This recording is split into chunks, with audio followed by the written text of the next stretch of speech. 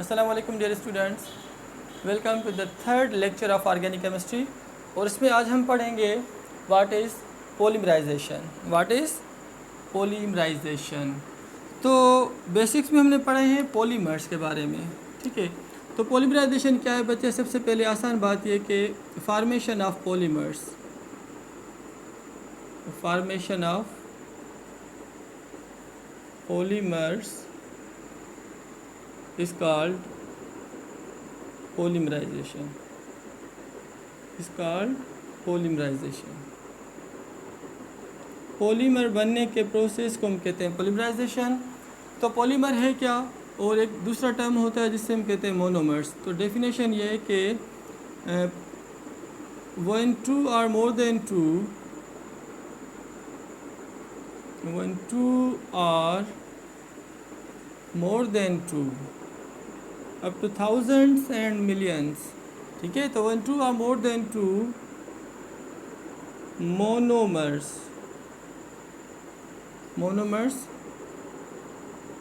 combine,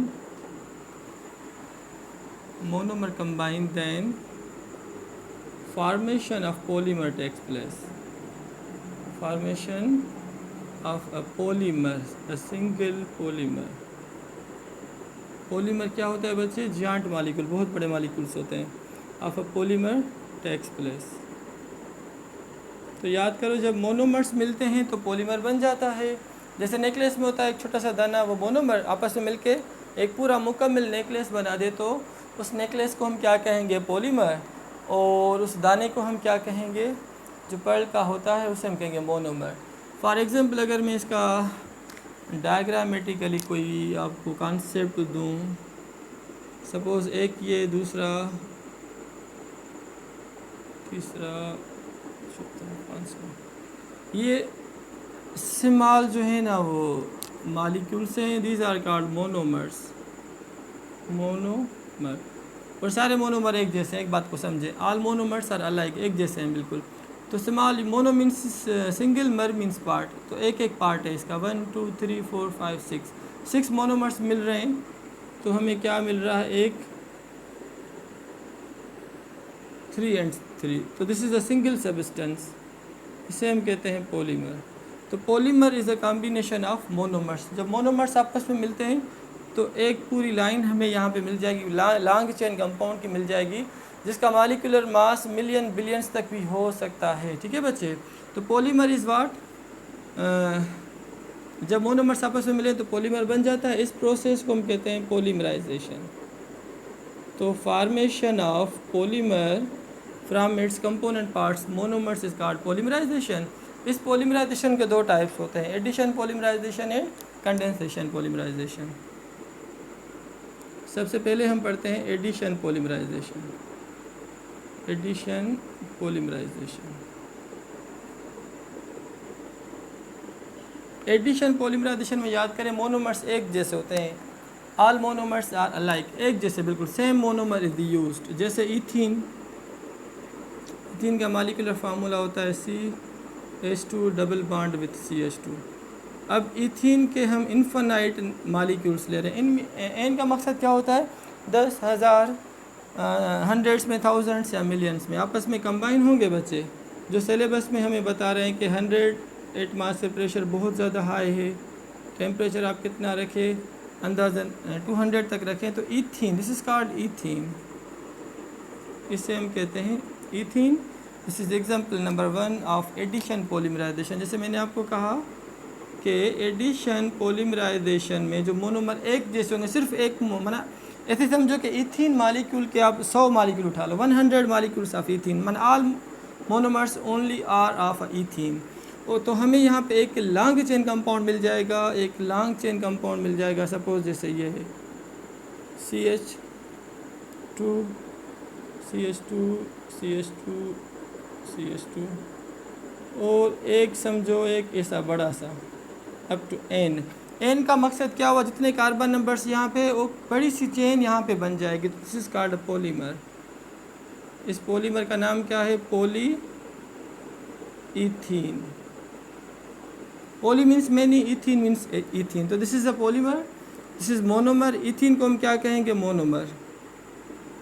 ठीक है बच्चे, सिंगल मोनोमर। बाकी इसके मालिक्यूल्स बहुत ज़्यादा हैं, आपस में कंबाइन हो रहे हैं। और यहाँ पे लॉन्ग चेन एक single monomer, a single polymer बन जाता है। उस पॉलीमर का नाम क्या है? यहाँ पे पॉलीइथीन। माना many ethene molecules join together to form a long giant molecule, it will be termed as polyethene. चलो इसका दूसरा एग्जांपल मैं आपको दे रहा हूँ, पॉलीविनाइल क्लोराइड। एक होता है विनाइल क्लोराइड, सपोज ये एक क्लोरीन, मैं इथीन में से एक हाइड्रोजन निकाल के आप उसकी हेलोजिनेशन कराओ, एक क्लोरीन यहाँ पे लग जाए तो इससे हम कहेंगे विनाइल क्लोराइड, विनाइल क्लोराइड। ठीक है बच्चे, तो how many molecules of vinyl chloride? So many. वही बात कि विनाइल क्लोराइड है ये, आप इसके इन्फिनिट मॉलिक्यूल्स ले लो। कितने मॉलिक्यूल्स ले लो बच्चे?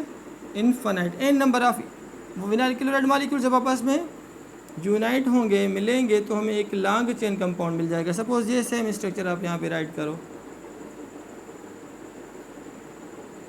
मगर फ़र्क क्या होगा? डबल बॉन्ड सिंगल में कन्वर्ट हो जाएगा, डबल बॉन्ड सिंगल बॉन्ड में कन्वर्ट हो जाएगा। ये फ़र्क है बस स्ट्रक्चर में। ये क्लोरीन वही सेम, हाइड्रोजन क्लोरीन, आगे फिर single bond carbon hydrogen carbon, ये सेम यूनिट रिपीट होगा। ये यूनिट आगे सेम रिपीट होता जाएगा, और क्लोरीन फिर आगे और ये यूनिट रिपीट होंगे, तो means up to infinite chain, एक बड़ी सी चेन बन जाएगी। किसकी? विनाइल क्लोराइड की बड़ी सी चेन को हम कहते हैं पॉलीविनाइल क्लोराइड, पॉलीविनाइल क्लोराइड। इसको शॉर्टकट में हम PV और C कहते हैं। PVC means polyvinyl chloride.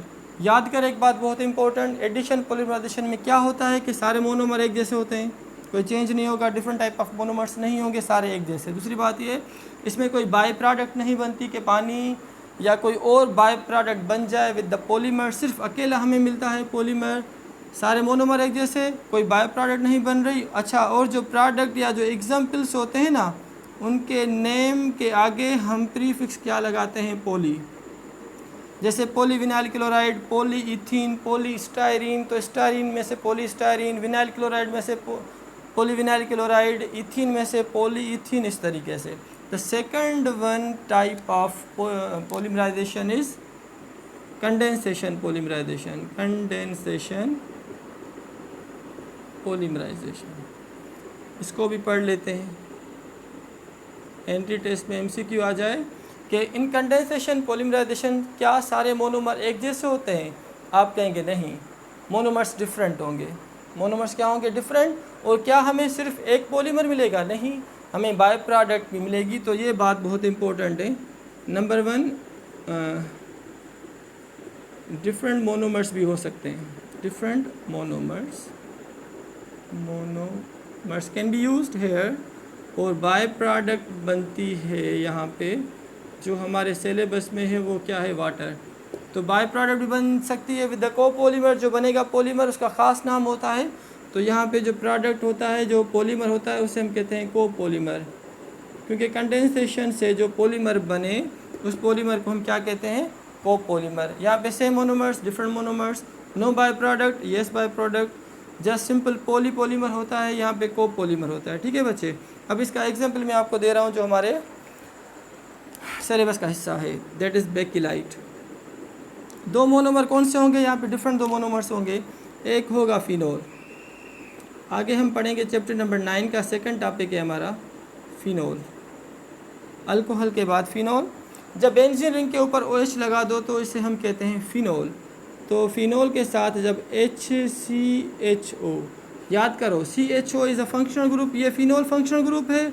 और बच्चे ये अल्डिहाइड फंक्शनल ग्रुप कहलाता है। ये भी इंशाल्लाह हम पढ़ेंगे चैप्टर नंबर 9 में, अल्डिहाइड फंक्शनल ग्रुप।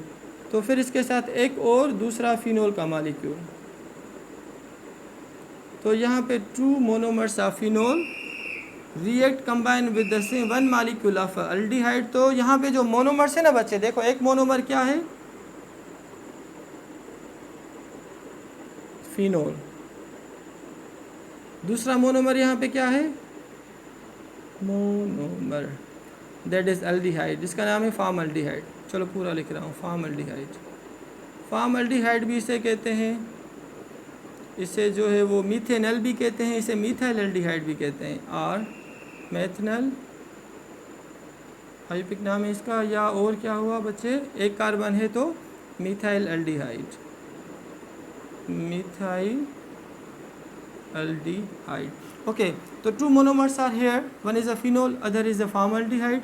अब इनमें से जो बनेगी प्रोडक्ट वो होगी कोपोलीमर, क्योंकि यहाँ पे इसके साथ कोई नाम हम पोली नहीं लगाएंगे। ठीक है बच्चे, अब क्या होगा, इनको कंडेंस करो, मिलाओ आपस में, क्योंकि इस पोलीमराइजेशन को हम कहते हैं कंडेंसेशन पोलीमराइजेशन। तो CH2 स्ट्रक्चर भले आप याद करो इसका, ये वही बेंजीन वाला स्ट्रक्चर है सेम, और इसके ऊपर आप OH लगाओ, फिर वही CH2, फिर आप बेंजीन का स्ट्रक्चर बनाओ, फिर आगे CH2। मीन्स ये बेकिलाइट की स्ट्रक्चर है।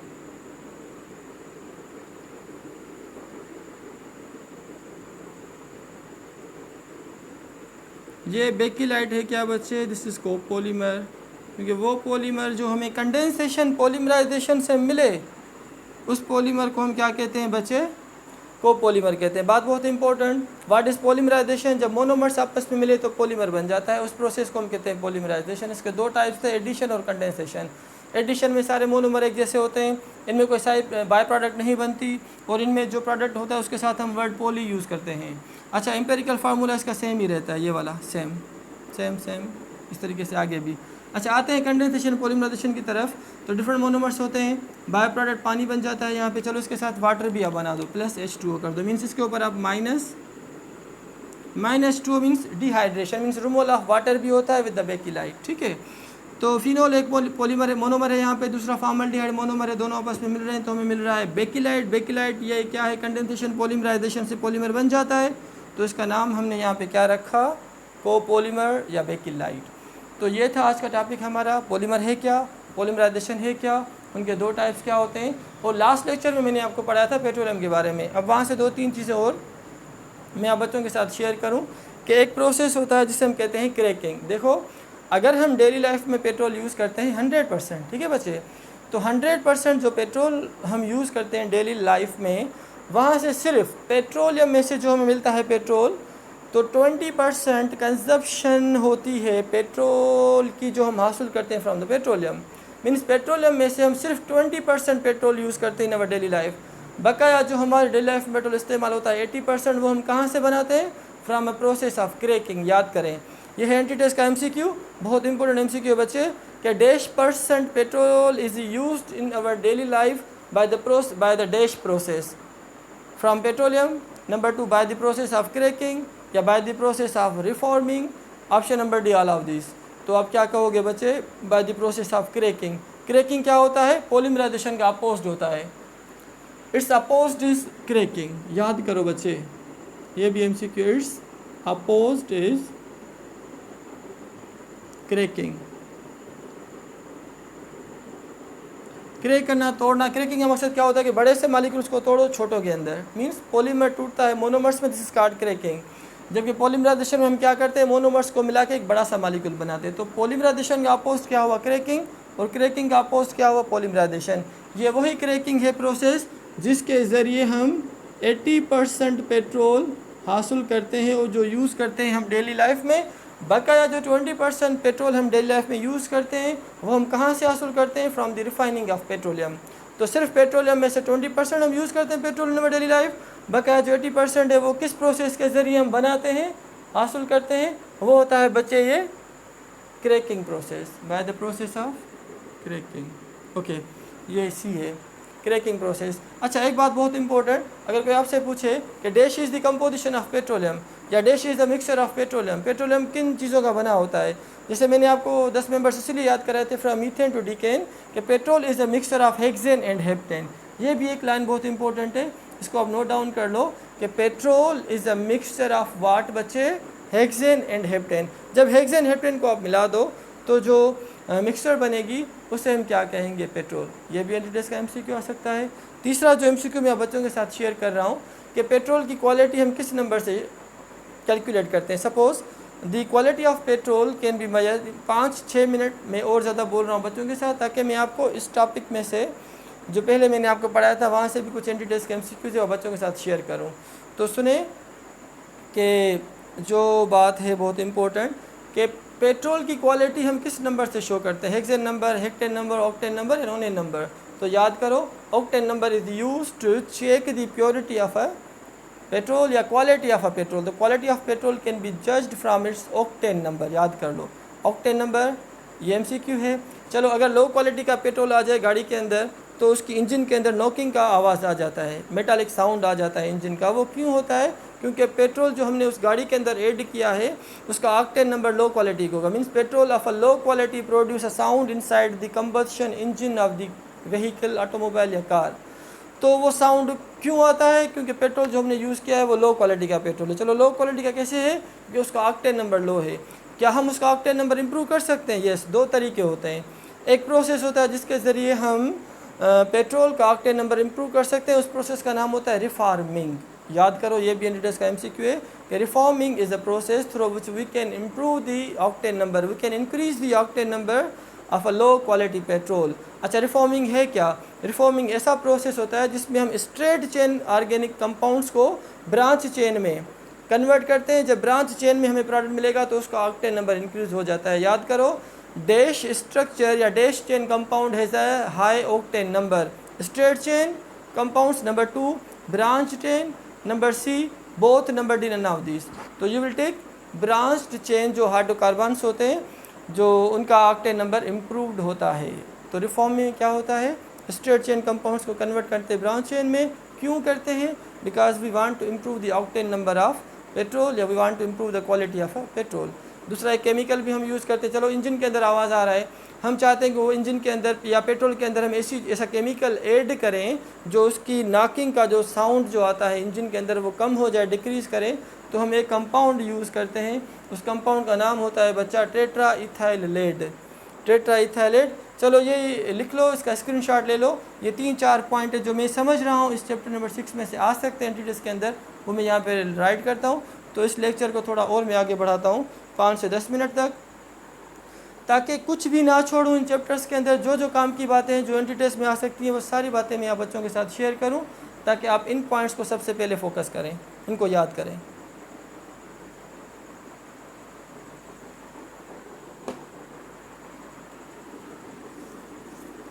तो पेट्रोलियम टॉपिक है, उससे रिलेटेड भी कुछ 2-3 टॉपिक्स हैं जो मैंने आपको थ्योरेटिकली बताया यहाँ पे, वो सारे लिख रहा हूँ ताकि आपके पास वो भी नॉलेज आ जाए। पढ़ो, मेहनत करो बच्चे, सबको बताओ केमिस्ट्री के बारे में, सरफराज केमिस्ट्री ट्यूटोरियल चैनल के बारे में।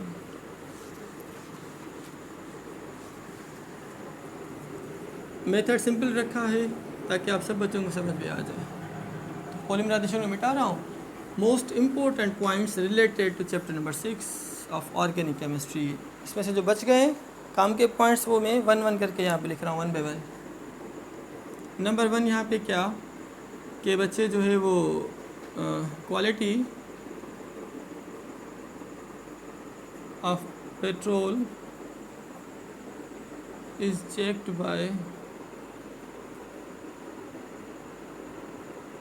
Bye it's octane number. Octane number आखिर में इसका स्क्रीनशॉट ले लो, काम आएगा। ऑक्टेन नंबर के ज़रिए हम क्या मालूम करते हैं? Quality of a petrol. एक प्रोसेस होता है रिफॉर्मिंग प्रोसेस के ज़रिए हम क्या करते हैं? हम करते हैं क्या बच्चे? Improve the quality of petrol, improve the octane number by converting straight hydrocarbons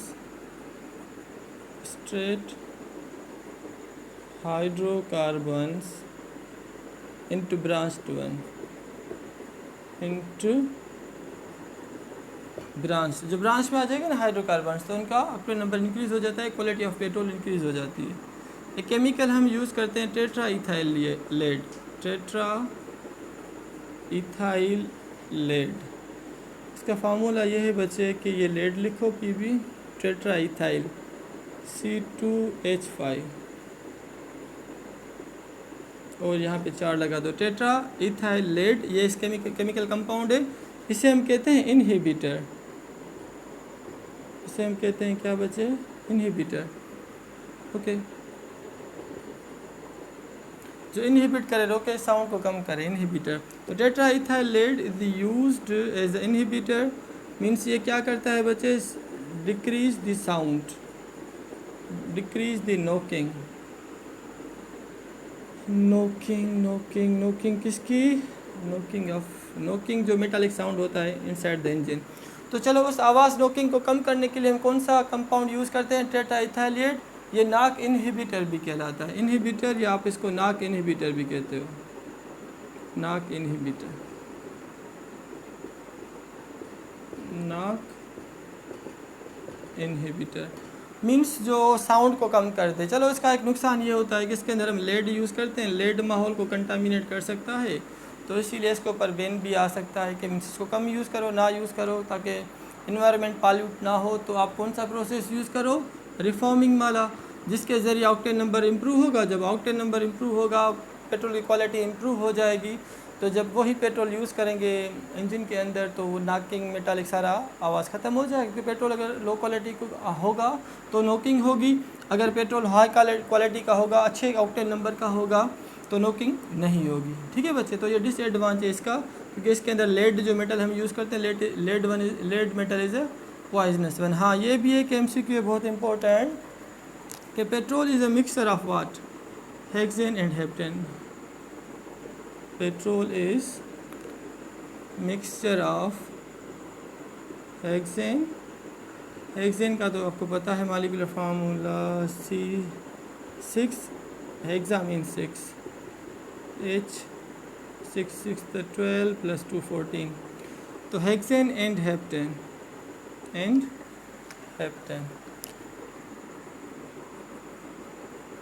heptane क्या है इसके नीचे? Means C7H16। तो ये भी एंटी डैश का एक MCQ है।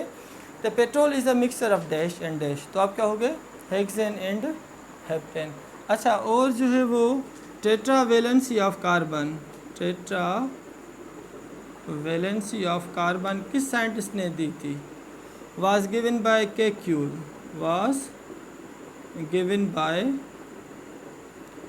केक्यूल। ये याद करो, ये साइंटिस्ट है, बहुत इंपॉर्टेंट। चैप्टर नंबर 7 में इसके बारे में भी आपको बताऊंगा।